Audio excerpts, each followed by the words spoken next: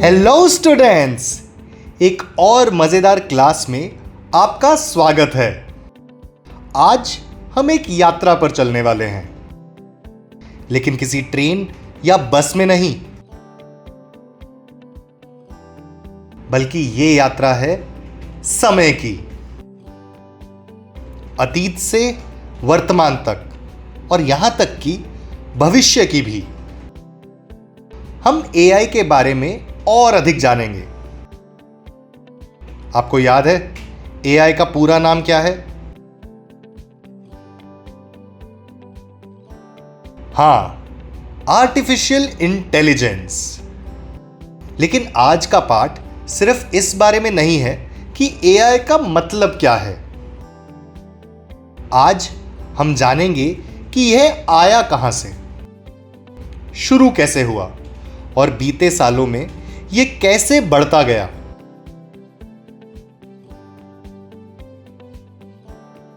मैं हूं प्रदीप, आपका टीचर और दोस्त, और मैं आपको इस यात्रा पे स्टेप बाय स्टेप ले चलूंगा। मजेदार सवालों, कहानियों और सबसे जरूरी चीज, कल्पना के साथ।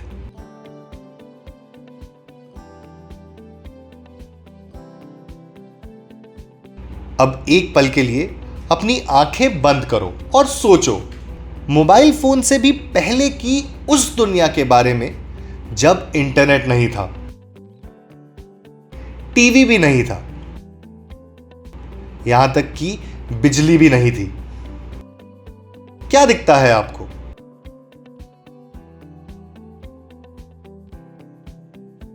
शायद कोई लकड़ी जलाकर चूल्हे पर खाना पका रहा हो, या पेड़ के नीचे बैठकर किताब पढ़ रहा हो। बच्चे बाहर खेल रहे हो और शायद खुले आसमान में पतंग उड़ा रहे हो।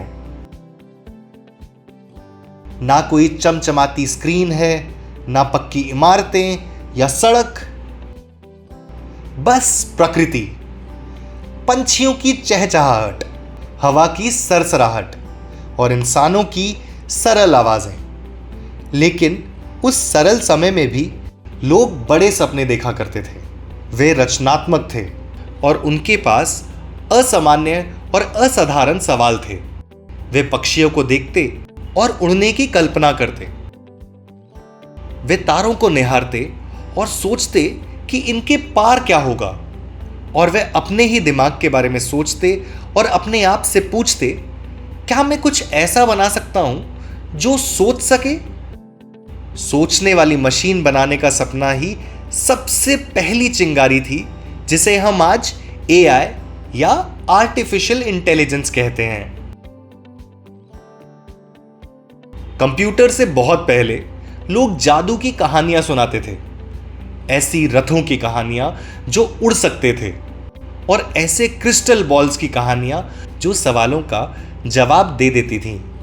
ये असली मशीनें नहीं थीं, लेकिन इन कहानियों ने इंसान के मन में जिज्ञासा जगाई और एक ऐसी मशीन बनाने की इच्छा भी जगाई जो हमारी मदद कर सके।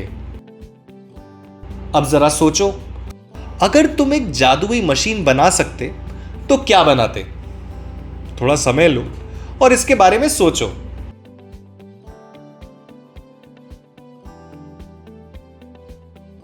एक कलम जो तुम्हारा सारा होमवर्क कर दे, या एक पंखा जो जब भी तुम्हें गर्मी लगे अपने आप चल पड़े, या ऐसे जूते जो तुम्हें तब रास्ता दिखाएं जब तुम कहीं भटक जाओ। ये बातें आज सुनने में असंभव सी लगती हैं, लेकिन उड़ना भी नामुमकिन ही लगता था जब तक इंसानों ने हवाई जहाज नहीं बनाए थे। हर बड़ी खोज की शुरुआत एक छोटे से सवाल से शुरू होती है, और वो सवाल है, क्या अगर? और इसी तरह एआई का सपना शुरू हुआ। किसी कंप्यूटर या तारों के अंदर नहीं, बल्कि इंसानी दिमाग के अंदर।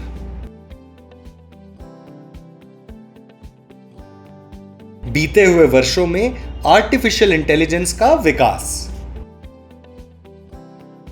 अब चलो समय में थोड़ा और आगे बढ़ते हैं, जादुई कहानियों से पहली असली मशीनों तक। प्रारंभिक कंप्यूटर आकार में बहुत बड़े हुआ करते थे। वो अलमारी जितने बड़े होते थे और उनमें खूब सारी चमकती बत्तियां, शोर करते पंखे और लंबी लंबी कागज की पट्टियां हुआ करती थी। वो ना बोल सकते थे ना देख सकते थे, लेकिन फिर भी लोग उन बड़े बड़े कंप्यूटरों से बहुत ही चकित थे। चलो अब इसके बारे में थोड़ी बात करते हैं। वो सवाल जिससे सब कुछ शुरू हुआ। सन 1950 में एक ब्रिटिश गणितज्ञ और कंप्यूटर वैज्ञानिक थे जिनका नाम था एलन ट्यूरिंग। एक दिन उन्होंने एक सवाल सोचा जो सुनने में किसी जादू जैसा लगता था। क्या मशीनें इंसानों की तरह सोच सकती हैं?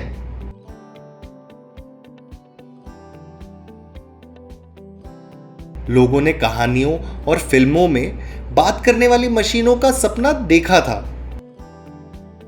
लेकिन एलन ने इसे वैज्ञानिक रूप दिया। उन्होंने एक असली परीक्षण बनाने की कोशिश की ताकि इसके बारे में पता चल सके। इसे कहा गया ट्यूरिंग टेस्ट।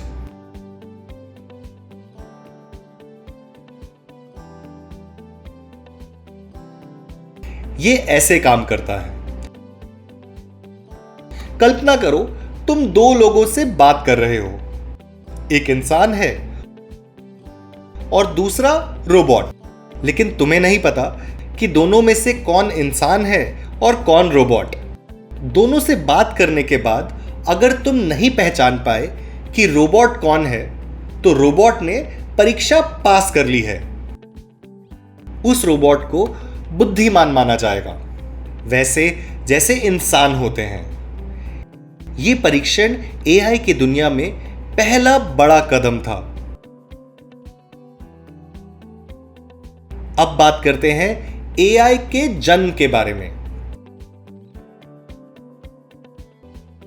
सन 1956 में वैज्ञानिकों का एक समूह डार्टमाउथ में एक वैज्ञानिक सम्मेलन में मिला। Dartmouth United states of America में एक शहर है। यहीं पर सबसे पहले आर्टिफिशियल इंटेलिजेंस नाम का आविष्कार किया गया था। उनका सपना सरल सा था, मिलकर ऐसी मशीनें बनाई जाएं जो सोच सके और समस्याएं हल कर सके।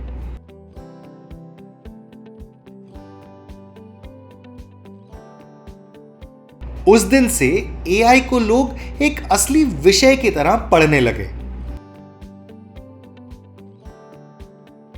AI winter.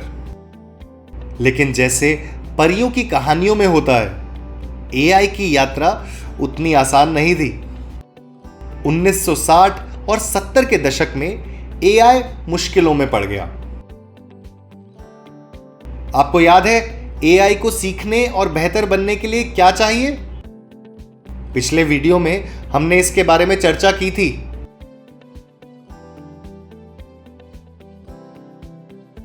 हां, उसे चाहिए डेटा या इंफॉर्मेशन। लेकिन 1960 और 70 के दशक में कंप्यूटर बहुत धीमे थे और एआई के सीखने लायक पर्याप्त डेटा नहीं था। इस समय को एआई विंटर कहा गया क्योंकि एआई की प्रगति कुछ समय के लिए रुक गई थी। एक मशीन ने चैंपियन को हराया। अब तेजी से साल 1997 की ओर बढ़ते हैं। कुछ बहुत ही अद्भुत हुआ। डीप ब्लू नाम के कंप्यूटर ने दुनिया के चेस यानी शतरंज चैंपियन गैरी कैस्परोव के साथ चेस खेला और जीत गया। हां, सच में सब हैरान रह गए कि एक कंप्यूटर भला कैसे दुनिया के चैंपियन को हरा सकता है। इस बात ने दुनिया को यह साबित कर दिया कि मशीनें भी इंसानों की तरह सोच सकती हैं और योजना बना सकती हैं, कम से कम खेलों में। एआई बना सुपर स्मार्ट। सन 2000 तक चीजें तेजी से बदल गईं। कंप्यूटर तेज हो गए और साथ ही सस्ते भी। इंटरनेट बढ़ा, जिससे बहुत सारा डेटा बना, जिससे एआई को और ज्यादा सीखने में मदद मिल सकती थी। वैज्ञानिकों ने एआई के सीखने के लिए नए तरीके भी खोजे, जैसे डीप लर्निंग। चिंता मत करो, हम डीप लर्निंग पर आगे बात करेंगे। सन 2011 में वॉटसन नाम के एआई ने एक टीवी क्विज शो जीता, जिसका नाम था जियोपार्डी। वॉटसन ने बिल्कुल इंसानों की तरह सवालों के जवाब देकर शो जीत लिया। सन 2012 में एआई तस्वीरें पहचानने में इतना अच्छा हो गया कि वह बिल्ली और दूसरी चीजें आसानी से पहचान सकता था। ट्रांसफॉर्मर्स और चैटबॉट्स। सन 2017 में गूगल के वैज्ञानिकों ने एक चीज बनाई जिसे ट्रांसफॉर्मर कहा गया। ट्रांसफॉर्मर स्मार्ट सहायकों की तरह होते हैं जो हर शब्द ध्यान से सुनते हैं ताकि समझ सकें कि हम क्या कह रहे हैं। बिल्कुल वैसे ही जैसे हम एक दूसरे को सुनते हैं जब हम बात करते हैं। इससे एआई हमारी भाषा समझने में काफी बेहतर हुआ। कैसे हम बोलते हैं, कैसे लिखते हैं और कैसे बात करते हैं। अब तक एआई हमारे संदेश पढ़ भी सकता था और जवाब भी दे सकता था, बिल्कुल हमारी तरह। फिर सन 2018 में ओपन एआई ने जीपीटी बनाया, एक रोबोट दिमाग जो कविताएं, कहानियां और चुटकुले लिख सकता था। और फिर सन 2022 में आया चैट जीपीटी नाम का एआई। वह एआई जिससे तुम बातें कर सकते हो, जो समझ सकता है और जो सुन सकता है, बिल्कुल वैसे ही जैसे आप अभी मुझे सुन रहे हैं। आज की दुनिया में एआई, ये कितना अद्भुत है ना कि लैब के बड़े बड़े कंप्यूटरों से एआई अब हमारे घरों तक पहुंच गया है और यहां तक कि हमारी जेबों में भी।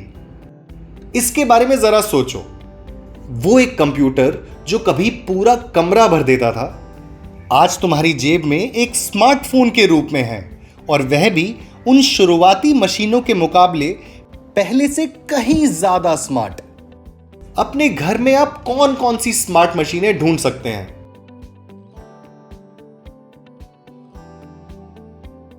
एक मोबाइल फोन जो आपके कहने पर गाना बजा देता है, एक स्मार्ट टीवी, या कोई ऐप जो किसी को भी फोन से पैसे भेज सकता है या घर बैठे किराना मंगवा सकता है। ये सब एआई का इस्तेमाल करते हैं। बहुत समय पहले एक किसान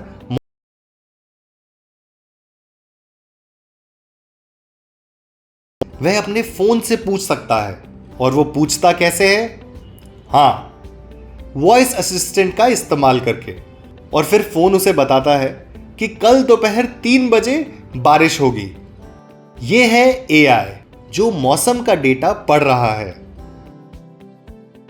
एक दुकानदार पहले अंदाजा लगाता था कि दुकान में कौन सा सामान ज्यादा रखना है, और अब ऐप उसे बताता है कि त्योहारों के समय या महीने की शुरुआत में लोग चावल और तेल ज्यादा खरीदते हैं। और याद है वह उदाहरण जो हमने पिछले वीडियो में सीखे थे?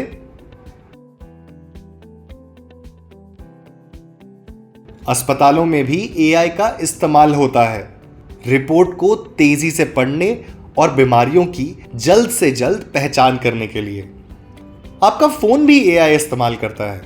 यह आपका चेहरा पहचान कर खुल जाता है। यह आपके फोन के कैमरे की रोशनी ठीक कर देता है।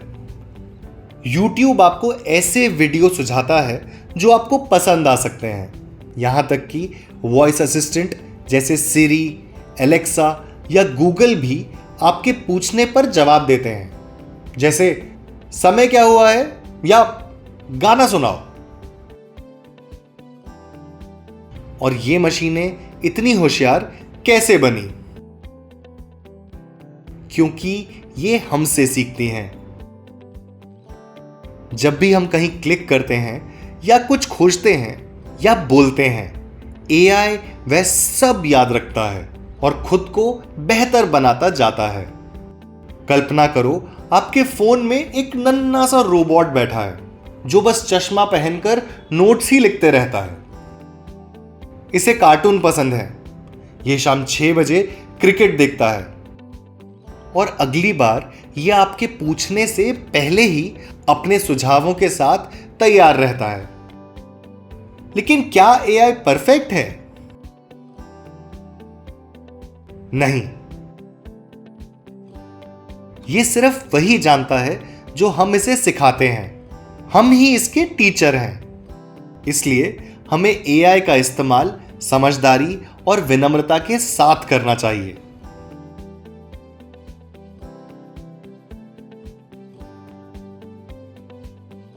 अब आप जान गए कि एआई कैसे लोगों की दैनिक जीवन में मदद कर रहा है।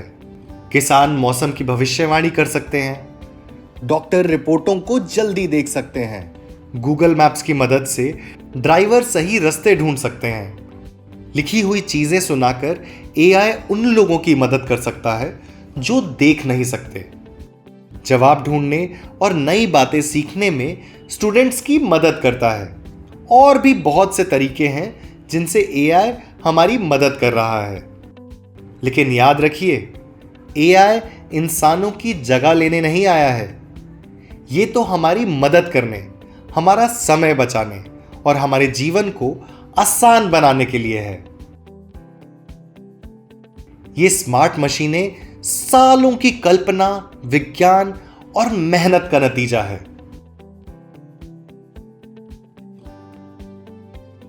जादुई कहानियों से असली मशीनों तक, और अब आपके हाथ में उस छोटे से फोन तक, यही है एआई की यात्रा। और पता है क्या, हम सब इस रोमांचक यात्रा के बिल्कुल बीचों बीच जी रहे हैं। और एआई का भविष्य आप सभी पर निर्भर करता है। आप जैसे जिज्ञासु स्टूडेंट्स जो इसे समझते हैं, इसका सम्मान करते हैं और शायद एक दिन अगला बड़ा एआई आविष्कार करें। एआई लर्निंग के प्रकार। हमने देखा कि कैसे एआई पहले बस एक सपना था, फिर यह सच बन गया। प्रयोगशालाओं की मशीनों से हमारी जेब में स्मार्टफोन तक और हमारे घरों के सहायकों तक। पर यहां एक जरूरी बात समझने लायक है। एआई अचानक अपने आप बुद्धिमान नहीं बन गया। बहुत सारे वैज्ञानिकों ने इस पर काम किया। जैसे आपके माता पिता या शिक्षकों ने अलग अलग तरीके आजमाए ताकि आप नई बातें सीख सकें, समझ सकें। उदाहरण के लिए, जब आप छोटे थे तब उन्होंने आपको अलग अलग तस्वीरें दिखाई। जब आप थोड़े बड़े हुए तो उन्होंने आपको अक्षर सिखाए। जब आप थोड़े और बड़े हुए तो उन्होंने आपको शब्द सिखाए।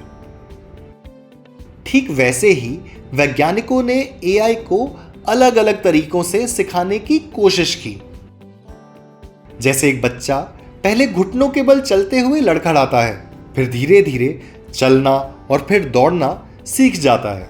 एआई भी ऐसे ही स्टेप बाय स्टेप बढ़ता चला गया। और अब हम यही सब सीखेंगे कि ये तरीके या सीखने के प्रकार कौन से थे। Rule based learning. 1 सेकंड के लिए अपनी आंखें बंद करो। अब कल्पना करो कि फर्श पर एक बच्चा बैठा है। क्या वह बच्चा अभी चल सकेगा? नहीं। क्या वह बच्चा पहेलियां सुलझा सकता है? नहीं। पर वह बच्चा सिर्फ आसान चीजें ही कर सकता है, जैसे रेंगना, मुस्कुराना। ठीक इसी तरह शुरुआती एआई मशीनें भी बिल्कुल बच्चों जैसी थी। वह खुद कुछ नहीं जानती थी। चलिए एक उदाहरण से इसे समझते हैं। आप सबने कैलकुलेटर देखा है। आपने 2+2 दबाया और इसने तुरंत बड़ी आसानी से सही जवाब दिया, 4। लेकिन कैलकुलेटर से अगर पूछो तुम्हारा नाम क्या है, तो यह कुछ नहीं कहेगा, चुप रहेगा। क्यों? क्योंकि इसका जवाब कैसे देना है यह इसे सिखाया ही नहीं गया है। यह सिर्फ गणित जानता है और कुछ नहीं। यही है रूल बेस्ड लर्निंग। अब एक टॉर्च का उदाहरण लेते हैं। अब बटन दबाते हैं और टॉर्च जल जाती है। अब फिर से बटन दबाते हैं और टॉर्च बंद हो जाती है। इसे बस इतना ही आता है, बस एक नियम। अगर बटन दबे तो रोशनी जलाओ। अगर आप कहें कि अंधेरा होते ही अपने आप जल जाओ, तो ये नहीं करेगी। क्यों? क्योंकि टॉर्च दुनिया को समझती नहीं है, वह बस नियम का पालन करती है। अब जरा एक पल लो और अपने घर की उन सारी चीजों के बारे में सोचो जो केवल तब काम करती हैं जब आप उन्हें आदेश देते हैं।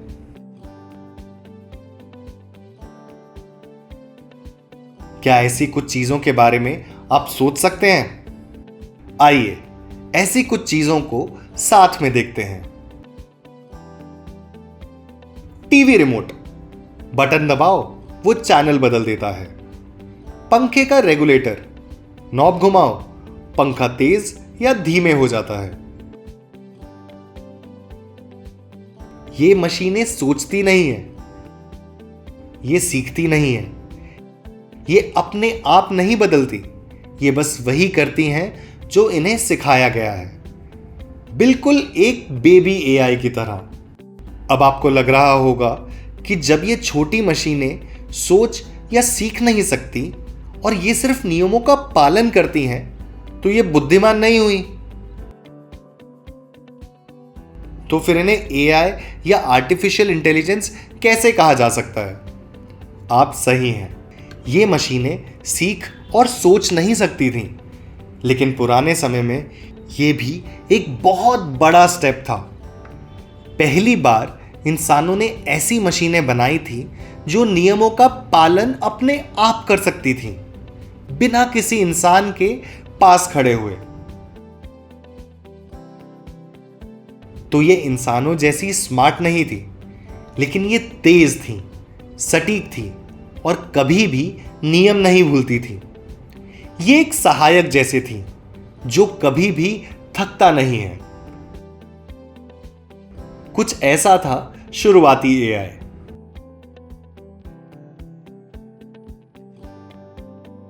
तो कुछ मायनों में रूल बेस्ड लर्निंग ऐसा था जैसे एआई ने पहला कदम उठाया हो, एक बच्चे की तरह।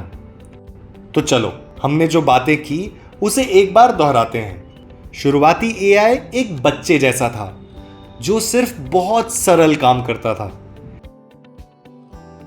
वह नियमों का पालन करता था, लेकिन वह सोच, सीख और बदल नहीं सकता था। वह एक मायने में स्मार्ट तो था, पर बहुत सीमित।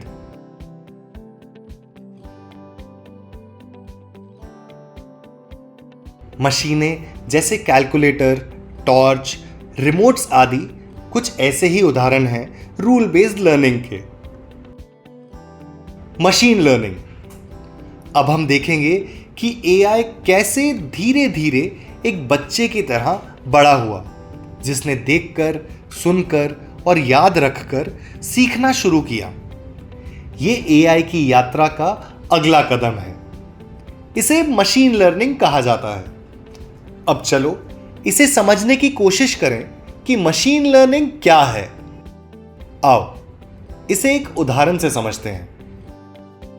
एक बार की बात है, कक्षा 5 में एक लड़का था जिसका नाम राजू था। राजू को फुटबॉल खेलना नहीं आता था। उसने किसी से नहीं पूछा कि इसके नियम क्या हैं। लेकिन हर शाम वह मैदान के निकट बैठकर दूसरों को खेलते देखता। दिन प्रतिदिन वह देखता कि बच्चे बॉल को किक कैसे करते हैं, पास कैसे देते हैं, कैसे वो अपने विरोधी खिलाड़ियों से बचते हैं। और एक हफ्ते बाद राजू खेल में कूद पड़ता है और बहुत अच्छा खेलता है। राजू ने खेलना कैसे सीखा? सिर्फ देखकर। यही होती है मशीन लर्निंग। जब मशीनें सिर्फ निश्चित नियम नहीं मानती, बल्कि पैटर्न देखकर सीखती हैं। आइए कुछ उदाहरण लेते हैं जिन्हें आप हर दिन देख सकते हैं। YouTube recommendation. तुम YouTube पर स्पेस का एक वीडियो सर्च करते हो। अगली बार जब ऐप खोलते हो तो यह कहता है, और स्पेस वीडियो देखोगे? आपने ऐसा कुछ नहीं पूछा, पर ऐप ने यह नोटिस किया कि आपको क्या पसंद आया और आपने उससे क्या सीखा। यह ऐसा है जैसे ऐप कह रहा हो, अच्छा इसे स्पेस वीडियो पसंद है, तो चलो इसे कुछ और स्पेस वीडियो के सुझाव दे दो। यह है एआई का खुद से सीखना। Voice to text. आप अपने फोन में बोलते हैं, कैसे हैं आप? और आपका फोन इसे स्क्रीन पर बिल्कुल सही टाइप कर देता है। आप जानते हैं आपका फोन ये कैसे करता है?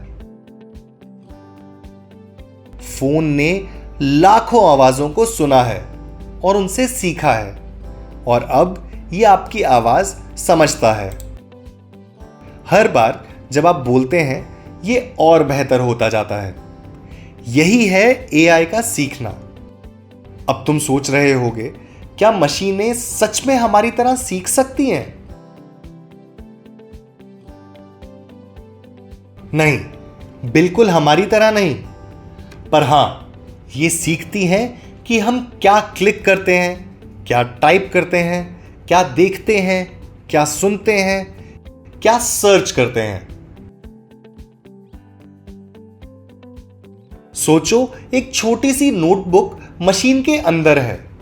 हर बार जब तुम कुछ करते हो, मशीन उसे लिख लेती है। उसने शाम 6 बजे क्रिकेट की हाइलाइट सर्च की, वो रात 8 बजे कार्टून देखती है। अगली बार ये मदद करने के लिए तैयार है। यही है एआई का बड़ा होना। अब मैं आपसे एक सवाल पूछता हूं।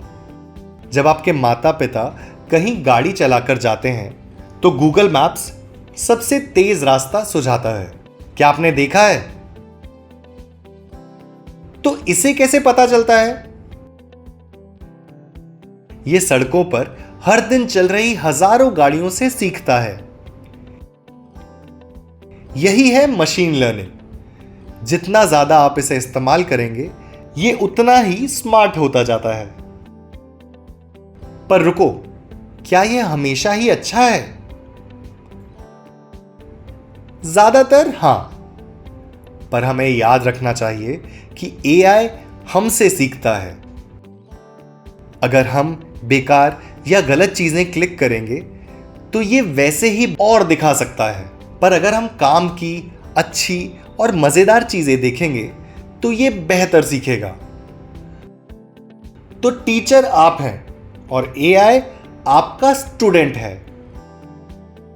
अब चलो तीसरे टाइप की लर्निंग पर चलते हैं, डीप लर्निंग।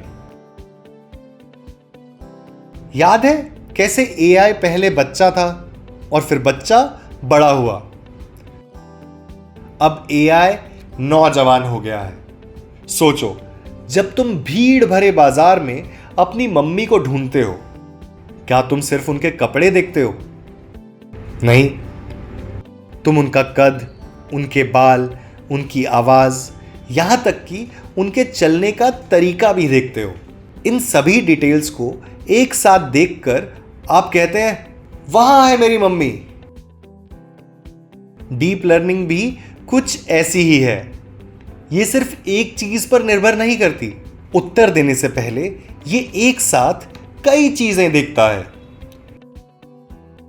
ये एक खास तरह की मशीन लर्निंग है जो सिर्फ एक चीज नहीं देखती, ये बहुत सारी चीजें देखती है, एक एक करके।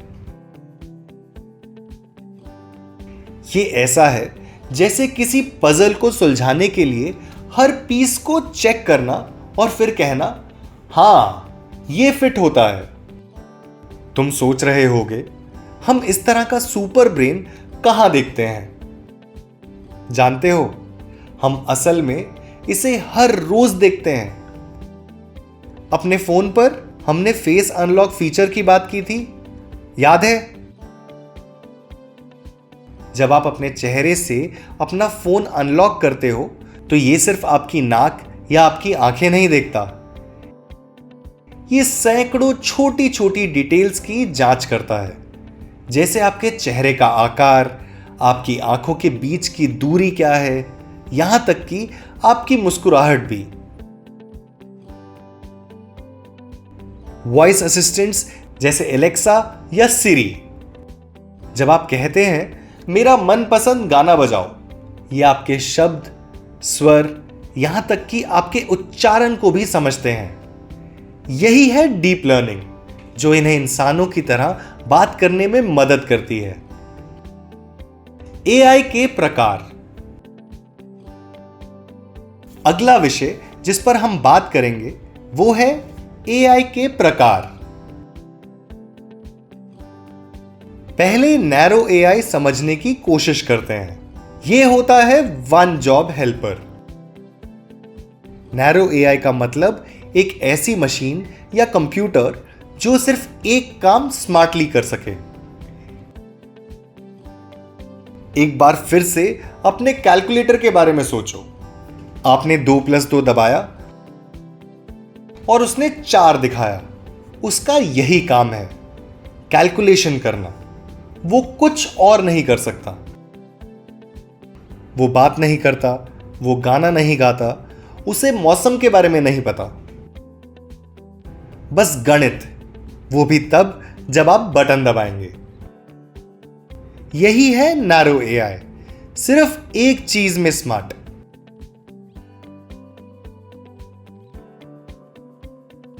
अब एक और उदाहरण की बात करते हैं।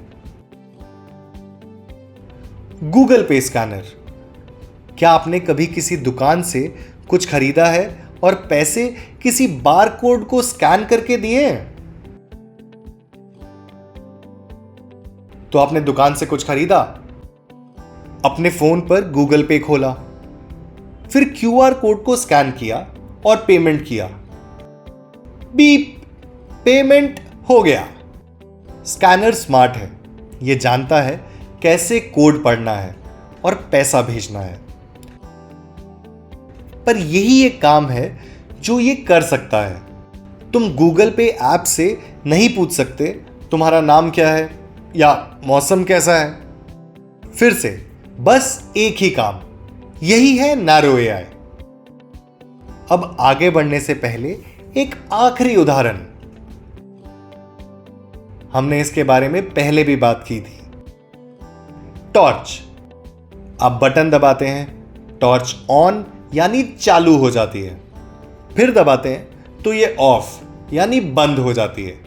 ये सिर्फ उसी आदेश को सुनती है, ऑन या ऑफ। ये भी एक और नैरो एआई है। तो हमने क्या सीखा?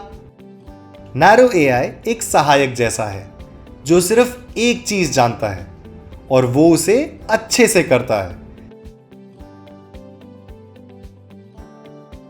जैसे एक कैलकुलेटर जो गणित के सवाल हल करता है, जैसे एक स्कैनर जो पेमेंट्स में मदद करता है, जैसे टॉर्च जो सिर्फ ऑन और ऑफ होती है। ये स्मार्ट है लेकिन बहुत छोटे और फोकस तरह से। लेकिन अब कुछ बड़ा सोचो।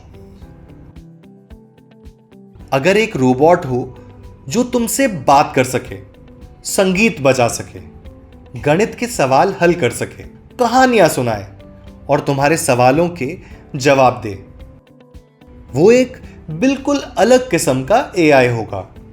नैरो नहीं बल्कि वाइड, लगभग इंसान जैसा। अब उससे मिलते हैं। General AI, dream robot. सोचो अगर एक रोबोट हो जो बिल्कुल इंसान जैसा हो। यही है जनरल एआई का सपना। यह अभी मौजूद नहीं है, पर वैज्ञानिक इसे बनाने की कोशिश कर रहे हैं। एक ऐसा रोबोट जिसे जब आप सुबह उठकर गुड मॉर्निंग कहें और रोबोट जवाब दे, गुड मॉर्निंग, आपका स्कूल आज सुबह 9 बजे है। तुम कहते हो मेरा पसंदीदा गाना प्ले करो और वो उसे प्ले करता है। आप पूछते हैं 17 गुणा 12 कितना होता है और वो आपको जवाब दे दे 204। फिर आप पूछते हो जब हम थके हुए होते हैं तो पानी क्यों पीते हैं, और वो जवाब देता है क्योंकि पानी शरीर को ऊर्जा देता है और आपका शरीर ताजा महसूस करता है। ये रोबोट सिर्फ नियमों का पालन नहीं करता, ये सोचता है, सीखता है, बात करता है, समझता है, बिल्कुल एक असली इंसान की तरह। आप इसके साथ हंस सकते हैं, आप उससे होमवर्क में मदद मांग सकते हैं, आप उसे कमरा साफ करने को कह सकते हैं। ये ऐसा है जैसे आपके पास एक दोस्त हो जो बहुत ही स्मार्ट हो। यही है जनरल एआई का आइडिया। एक मशीन जो सिर्फ एक चीज में नहीं बल्कि हर चीज में स्मार्ट हो। लेकिन रुको, अभी के लिए इस तरह का एआई आपके फोन या कंप्यूटर में नहीं है, लेकिन दुनिया भर के वैज्ञानिक इसे बनाने के लिए दिन रात काम कर रहे हैं, कदम दर कदम, हिस्सा दर हिस्सा। और एक दिन आप इस रोबोट से मिल सकते हैं, शायद आपके घर में, शायद आपकी कक्षा में, शायद यह आपका सबसे अच्छा दोस्त भी बन जाए। वह दिन अभी आया नहीं है, पर वह आ रहा है। तो भविष्य में अगर आप किसी रोबोट से मिलें जो कुछ भी जवाब दे सके, आपके चुटकुले समझ सके, पढ़ाई में आपकी मदद भी करे और खाना भी बना दे, आप जान जाएंगे कि यह नैरो एआई नहीं है, यह है जनरल एआई, ड्रीम रोबोट। हमने अभी देखा कि जनरल एआई कैसे एक दिन स्मार्ट दोस्त बन सकता है, लेकिन क्या होगा अगर कुछ इससे भी ज्यादा शक्तिशाली हो? यही हमें अगले प्रकार के एआई पर लाता है, जिसे सुपर एआई कहा जाता है।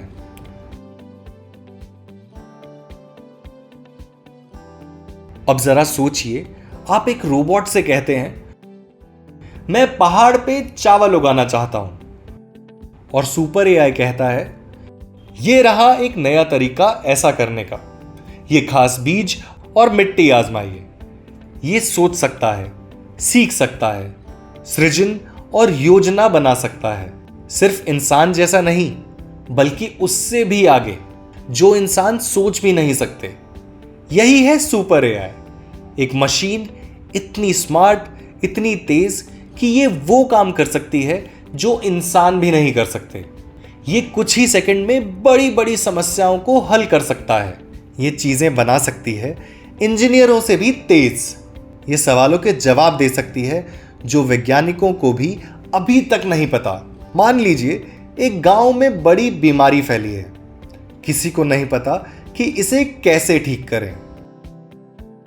सुपर एआई शायद एक रात में ही इस बीमारी का इलाज ढूंढ ले, वो काम जिसमें डॉक्टरों को सालों लग जाते।